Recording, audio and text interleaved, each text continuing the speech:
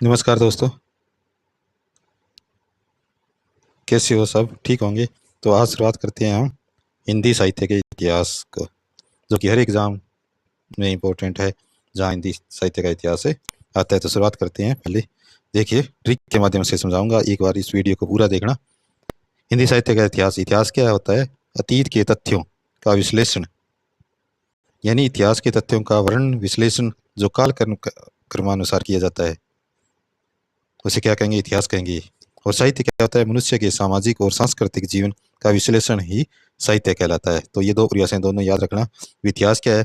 इतिहास के तथ्यों का वर्णन और विश्लेषण काल क्रमानुसार, समय के अनुसार वर्णन किया जाए ना, उसे इतिहास कहते हैं। और साहित्य क्या होगा? मनुष्य के सामाजिक और सांस्कृतिक जीवन का विश्लेषण ही साहित्य कहलाता है भी। उसके बाद में आगे देखिए, साहित्य का इतिहास। तो साहित्य का इतिहास क्या होता है? यानी इसमें हम साहित्य की रचनाओं का अध्ययन ऐतिहासिक दृष्टि से करते हैं अभी। साहित्य के इतिहास में क्या करेंगे?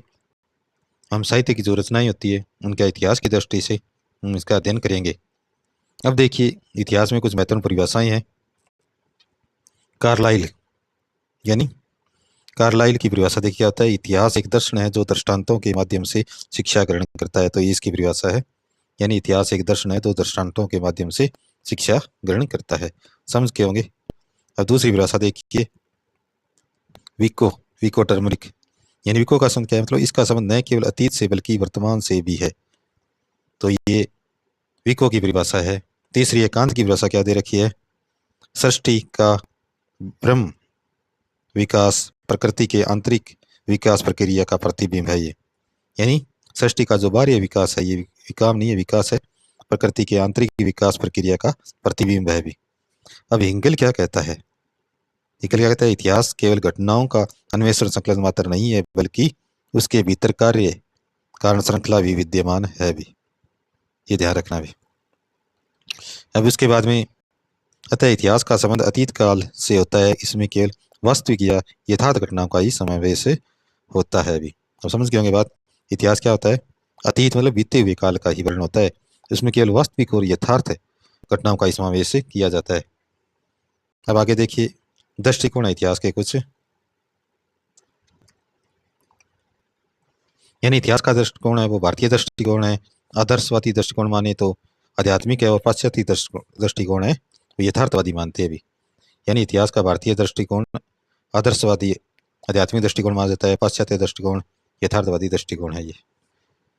अब आगे देखिए, इतिहास का पिता हेरोडोटस को कहा जाता है, और इसका इतिहास का अर्थ क्या होता है? ऐसा ही था या फिर ऐसा ही हुआ है भी। क्या कहते हैं? यूनानी इतिहासकार के अनुसार इतिहास के 4 लक्षण बताए गए हैं। कौन कौन सी है? पहला है वैज्ञानिक विधा है, क्योंकि पद्धति आलोचनात्मक है। दूसरा है मानव जाति से संबंधित है।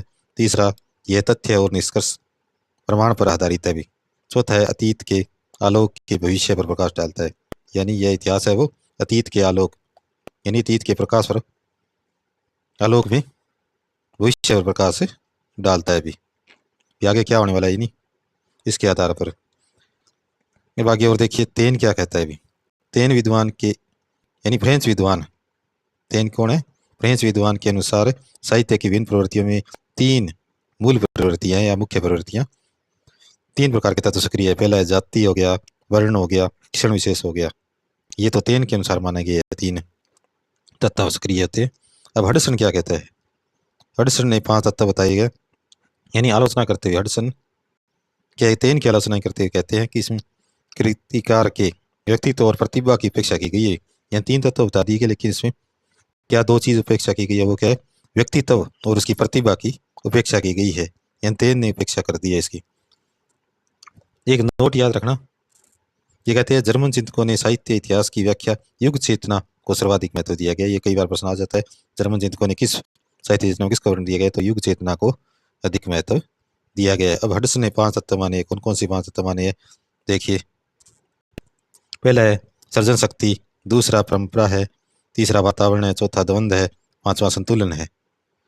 तो ये 5 तत्व हडसन ने 5 तत्व माने हैं इतिहास के। और 5वां कौन सा है? संतुलन है। अब शुक्ल जी क्या कहते हैं? यानी प्रत्येक देश का साहित्य वहाँ की जनता की चित्तवृत्तियों का प्रतिबिंब इतिहास कहलाता है। ये आचार्य रामचंद्र शुक्ल की परिभाषा है। तो आप देखिए, ये सबसे इम्पोर्टेंट परिभाषा है। यानी प्रत्येक देश का साहित्य वहाँ की के देश की जनता की चित्तवृत्तियों का इतिहास होता है। अभी आगे नगेंद्र क्या कहता है इतिहास के बारे में। यानी साहित्य का इतिहास बदलती हुई अभिरुचियों और संवेदनाओं का इतिहास है, जिसका संबंध आर्थिक और चिंतनात्मक परिवर्तन से है। भी ये परिभाषा थी नगेंद्र की। तो ये कुछ इतिहास से संबंधित मैंने जानकारी दी है। अब आगे पढ़ते जाएंगे इतिहास को। आप इस वीडियो को देखना और इसके बारे में अगर कोई आपकी राय हो तो राय जरूर देना। एक नई वीडियो के साथ फिर मिलेंगे, तब तक जय हिंद, जय भारत।